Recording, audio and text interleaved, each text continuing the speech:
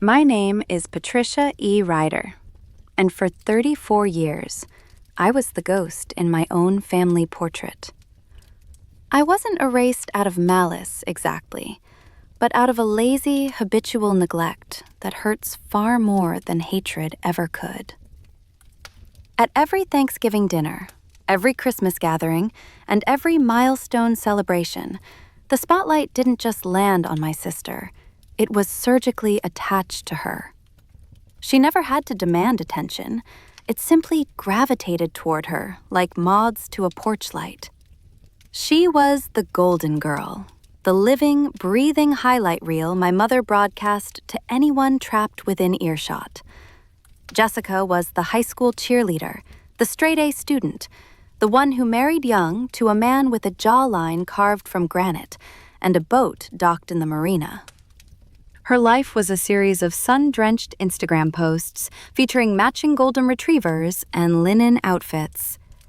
It looked perfect, framed on a mantelpiece, and for my parents, that was enough. And then there was me, quiet Patricia, the one who moved out at 18 and rarely came back. The one relatives asked about with a vague, furrowed brow, as if trying to recall a dream they had forgotten upon waking. I remember one specific Thanksgiving. I was on my hands and knees behind the dusty entertainment center, untangling a nest of cables to reset the Wi-Fi router so my father could watch the game. While I inhaled dust bunnies, I could hear the sound of tearing paper in the living room. Jessica was unwrapping gift bags filled with designer perfume and silk scarves, gifts that cost more than my entire monthly grocery budget. "Is Patricia still doing that computer stuff?" an uncle asked, his mouth full of stuffing. "Oh, you know Patricia," my mother replied dismissively. "She likes her screens." An aunt forgot my birthday 2 years in a row. I never corrected her. I never corrected any of them. I told myself I didn't need their applause. I built a fortress out of that indifference. After college, I took an entry-level job in IT support. It was grueling, thankless, and invisible work, a perfect match for how I saw myself. I answered tickets from angry strangers all day, reset passwords for people who couldn't be bothered to remember them, and went home to a shoebox apartment where my server racks took up more square footage than my furniture. But while the world slept, I was building. At night, the blue light of my monitors was my only company. I taught myself Python, Rust, and Go. I began freelancing under a pseudonym, taking overseas contracts at 3 a.m. It wasn't glamorous. I didn't post hustle culture quotes on social media. Nobody in my family asked what I did, and I didn't volunteer the information. I remember once trying to explain a new certification I'd earned, a gateway to high-level systems architecture. My dad cut me off mid-sentence, hand raised, eyes darting to the hallway. "Hold on, Trish. Jessica is telling us about her yoga retreat in Sedona. You have to hear this." That certification came with a bonus check larger than my brother-in-law's annual salary. I swallowed the news, nodded, and listened to a story about chakras. I learned a vital lesson that day. Success doesn't count to them unless it's loud enough to be bragged about at a cocktail party. So, I succeeded in silence. Promotions came in a torrent. Recruiters began headhunting me aggressively. I moved from support to systems architecture, then to product management. And finally, I was appointed as the head of division at a premier global cybersecurity firm. I relocated to New York City, leaving the cramped studio in Queens for a penthouse overlooking Central Park, a sanctuary of glass and steel that I never mentioned to a soul. I flew to Singapore for board meetings and London for security summits. I bought a luxury sedan in cash. And through it all, I let my family believe I was still struggling in that tiny apartment, scraping by on IT tickets. They didn't care enough to visit, so they never found out. Then came the catalyst.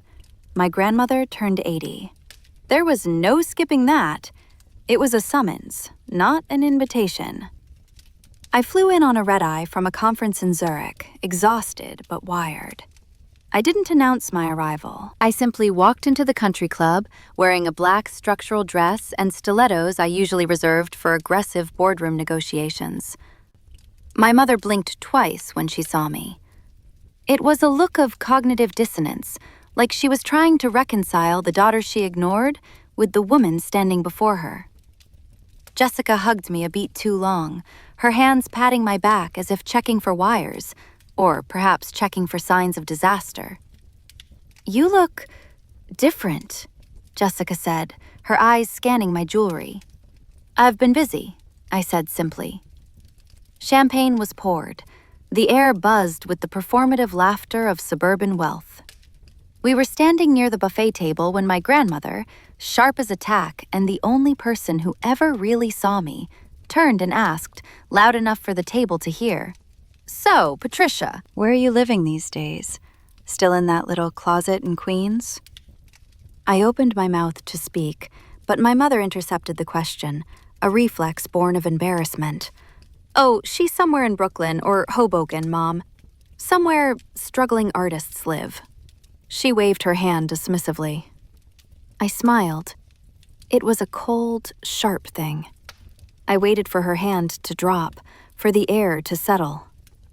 "Actually," I said, my voice calm, carrying effortlessly over the clinking silverware, "I bought a place in the city, just a little penthouse overlooking Central Park." The silence that followed was absolute.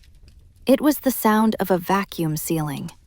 Jessica choked, spitting a mouthful of vintage champagne onto her salad plate. My mother's face drained of color, pale as the linen tablecloth. My uncle, the one who mocked my computer stuff, let out a low, involuntary whistle. "Well, well, well," he muttered. And just like that, the ghost materialized. Heads turned, eyes lingered on the cut of my dress, the heavy gold watch on my wrist. They finally saw me.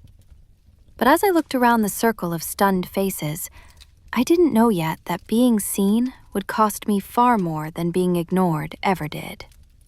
The hunt had begun. After that night at the country club, the atmosphere around me shifted physically. It was as if the air pressure in the room had changed, causing everyone's ears to pop. The aunt who once asked me to refill the water pitcher while I was eating dinner now leaned in, desperate to hear my opinion on interest rates. My uncle stopped patting me on the head and started asking about market trends. My mother, who for a decade told neighbors I fixed computers, began introducing me to strangers as her daughter, the cybersecurity executive for global finance. It wasn't even my actual title, but accuracy had never been her strong suit. Status was. I was still reeling, trying to calibrate this new reality, when Jessica reached out the next morning. Her text message was a wall of emojis and exclamation points, overflowing with a warmth that felt theatrical. She asked if we could grab coffee before I flew back to New York. She said she missed me. She said it had been too long. I stared at the screen in my hotel room. The last time we had spoken properly, she had berated me for missing her gender reveal party, an event I hadn't even been invited to. She had told me I was emotionally stunted. Still, I agreed. Hope is a stubborn, treacherous thing. We met at Café Lumière, a spot with overpriced lattes and sunlight that poured in through the windows, trying to soften the sharp edges of our history. Jessica didn't waste time. She launched straight into a monologue about how difficult her life had become. "Mark's startup is bleeding cash," she sighed, stirring her foam. "The baby has colic. I haven't slept in 3 years, Trish. I'm drowning." She paused, looking at me with wet, shimmering eyes. She mentioned daycare costs 3 times in 5 minutes. Each time she paused, leaving a gap in the conversation, a space perfectly sized for my credit card. I nodded, sipped my black coffee, and waited. Then she tilted her head, a small, sad smile playing on her lips. "You're so lucky, Trish. You don't have to worry about money anymore. You have no idea what this stress feels like." It wasn't a question. It was an invoice. From that moment, the snowball didn't just roll, it caused an avalanche. Suddenly, everyone had a catastrophic emergency that only I could solve. Jessica needed help covering the down payment on a new SUV because of safety features for the baby.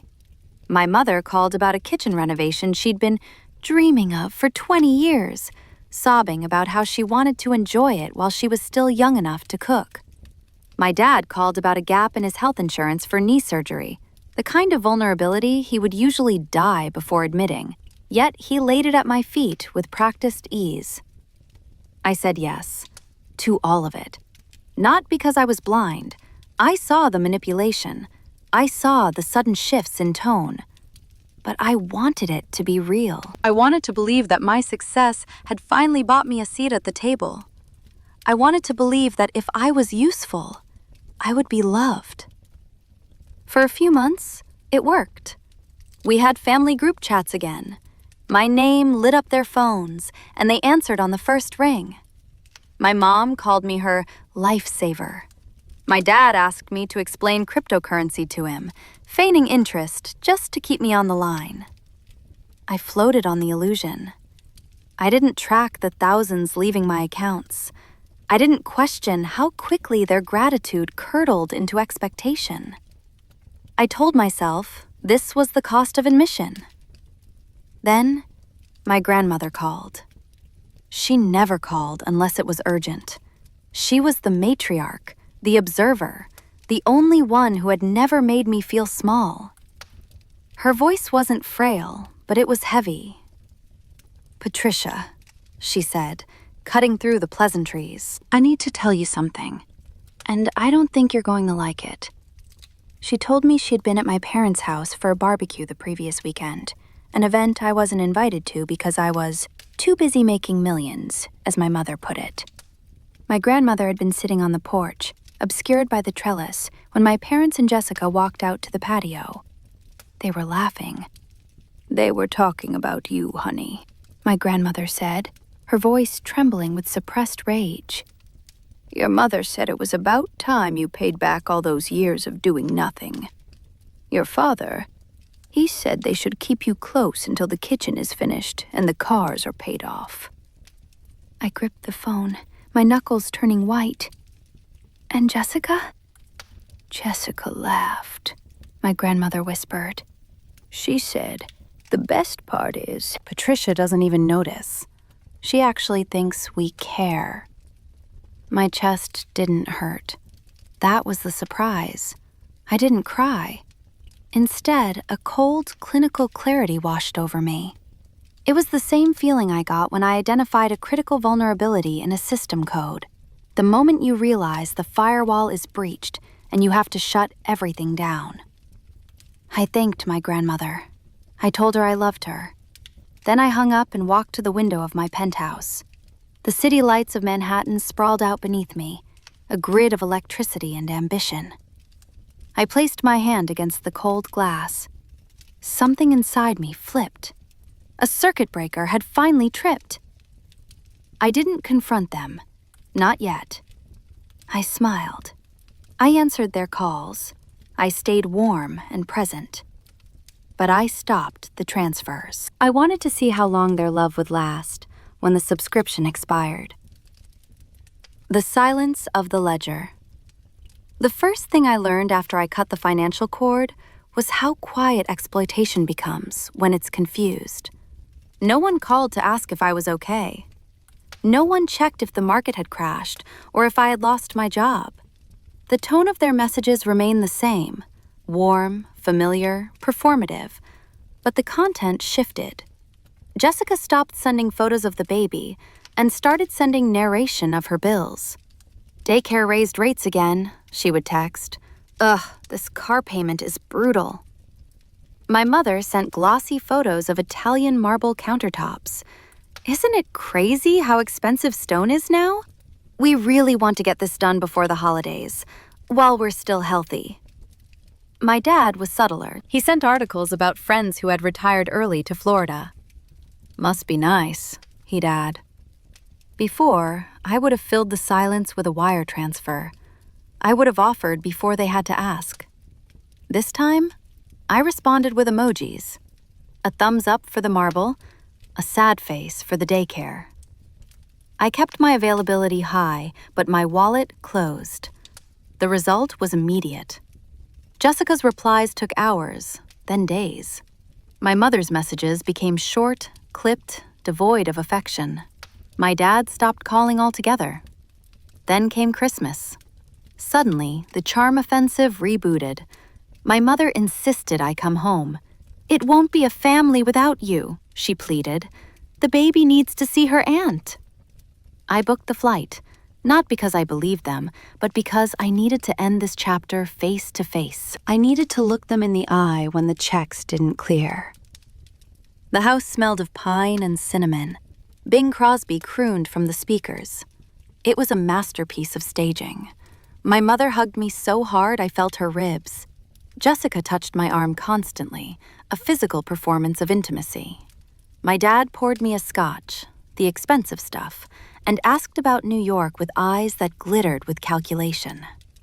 They were actors, all of them, and for the first time, I could see the strings.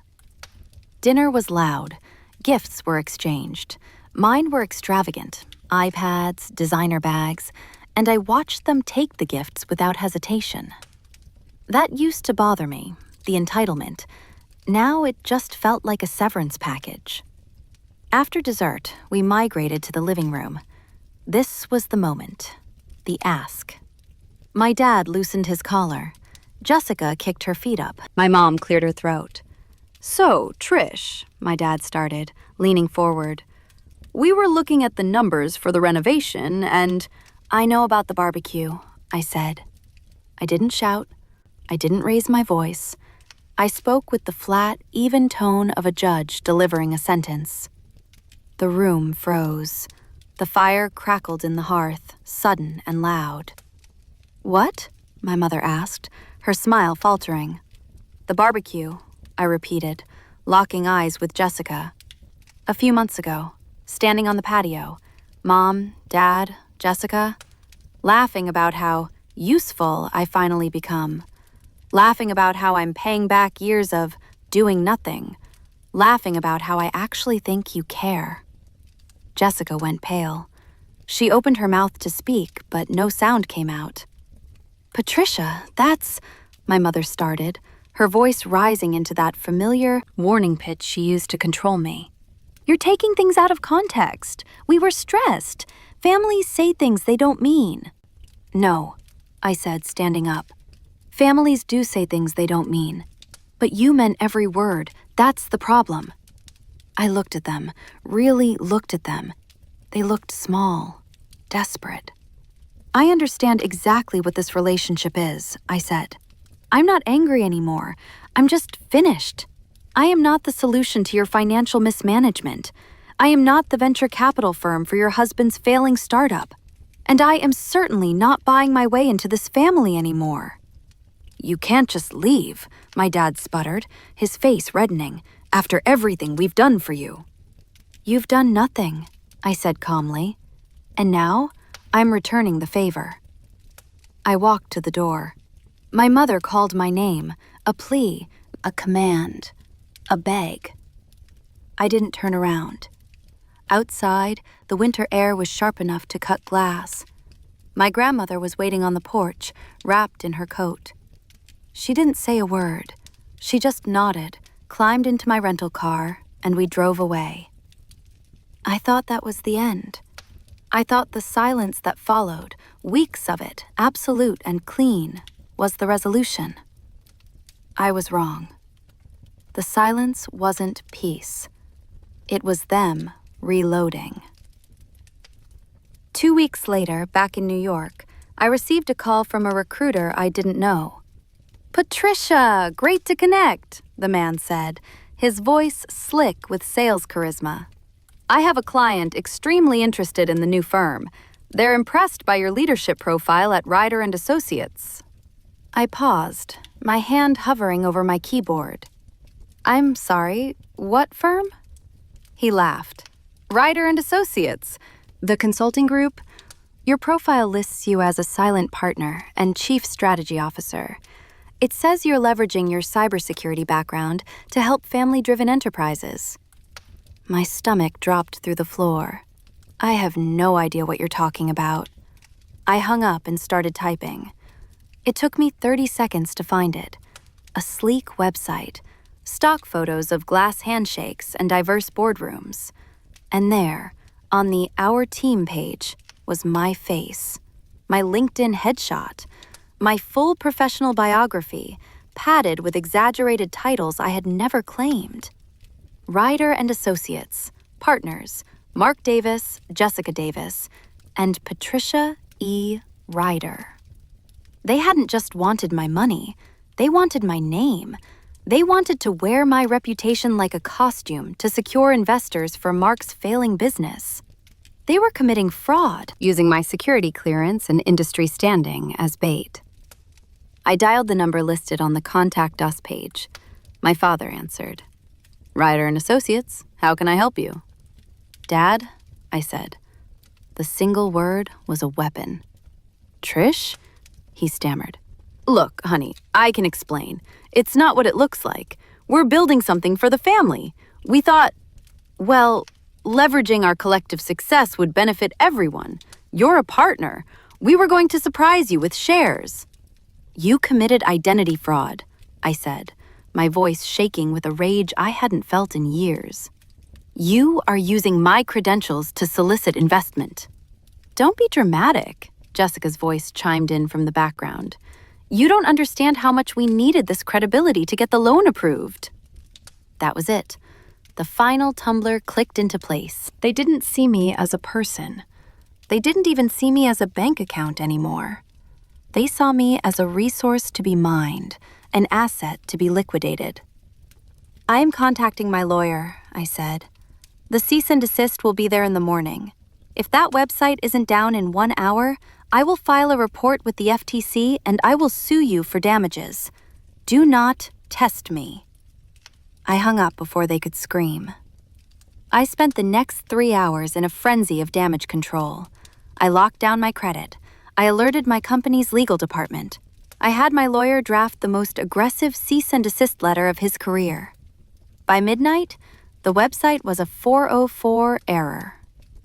I sat on my couch, my heart hammering against my ribs like a trapped bird. I called my grandmother. I warned you, Patricia, she said softly. They don't love people. They love what people can provide for them. That was the moment I stopped hoping for redemption. I changed my phone number. I changed my email. I scrubbed my personal address from every database I could find. I went dark. A week later, a letter arrived at my office. No return address. Inside was a handwritten note from my mother.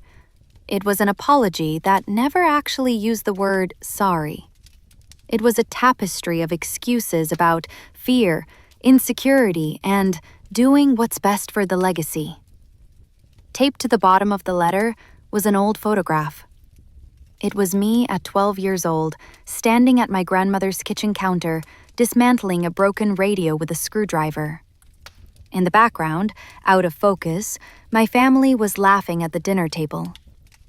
I stared at the girl in the photo. She looked lonely. But looking closer, I saw something else. She was focused. She was capable. She was fixing something broken, while everyone else was just making noise. I didn't reply. I folded the letter and put it in the shredder. But I kept the photo. It has been over a year now. I sold the penthouse. It felt too much like a trophy case for a life I was trying to prove I deserved. I bought a brownstone in Brooklyn, a wreck of a place with good bones, and I gutted it. I tore down the walls myself. I chose every tile, every fixture, every beam.